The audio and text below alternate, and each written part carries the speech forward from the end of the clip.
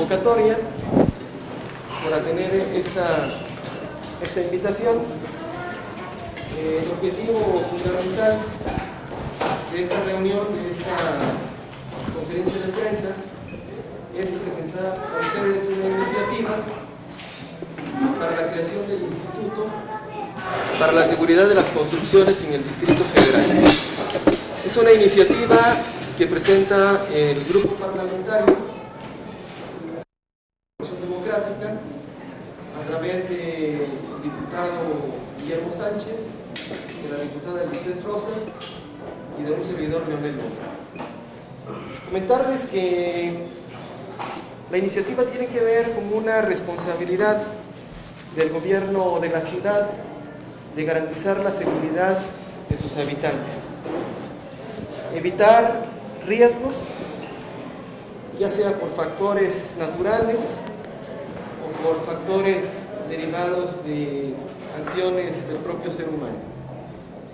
Considerando que la Ciudad de México es una de las mayores concentraciones del mundo, ubicada en una zona de sismos, tenemos experiencias muy lamentables como lo sucedido en la década de los 80, particularmente en los sismos del 85, donde muchísimas personas perdieron la vida, donde se vieron afectadas muchísimas construcciones y donde nos dimos cuenta de la fragilidad humana y sobre todo de la fragilidad de la ciudad.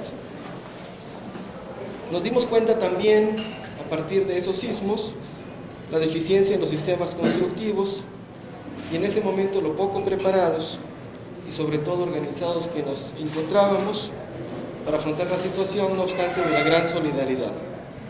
En los últimos años se han dado pasos muy importantes en la ciudad para garantizar la seguridad de sus habitantes.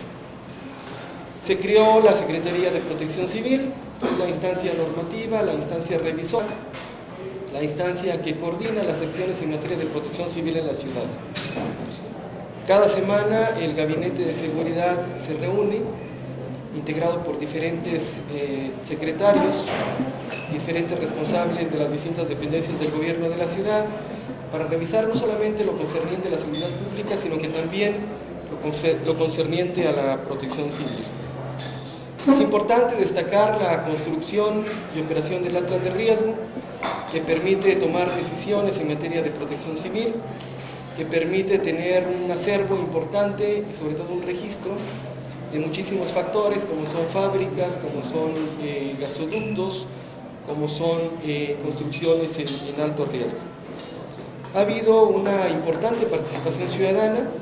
Los últimos días hemos visto operativos, simulacros, donde la participación de la gente ha sido importante, ha sido considerable, pero sobre todo se nota en la ciudad una alta responsabilidad de los habitantes en materia de protección civil. Es importante destacar que, sin embargo, tenemos muchos factores que aún tienen que atenderse, sobre todo considerando que vivimos en un riesgo permanente, una ciudad con asentamientos y hundimientos diferenciales, una ciudad de suelo inestable en distintas zonas, una ciudad asentada sobre una serie de capas geológicas que representan una deformidad en algunas zonas.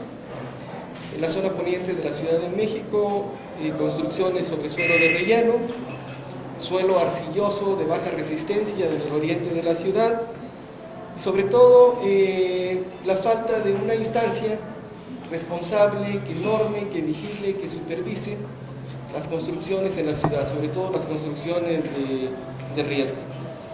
Es importante destacar también que, sumado a estos factores, la Ciudad de México está en el cinturón circunpacífico, donde se libera del 80 al 90% de la energía sísmica del mundo.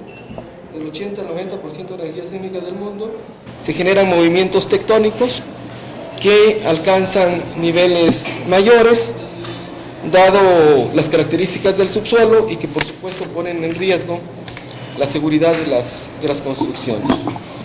Es preciso comentarles que la Ciudad de México ha dado importantes aportes en materia de seguridad de construcciones, en materia de seguridad estructural.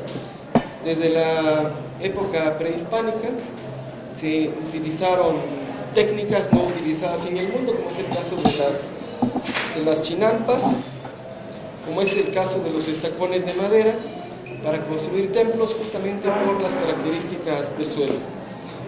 Y en materia de, sobre todo, mecánica del suelo, mecánica de rocas, ingeniería sísmica y estructural, ingeniería hidráulica, geotécnica y geología, la Ciudad de México ha dado especialistas al mundo que han permitido tener un avance importante tecnológico.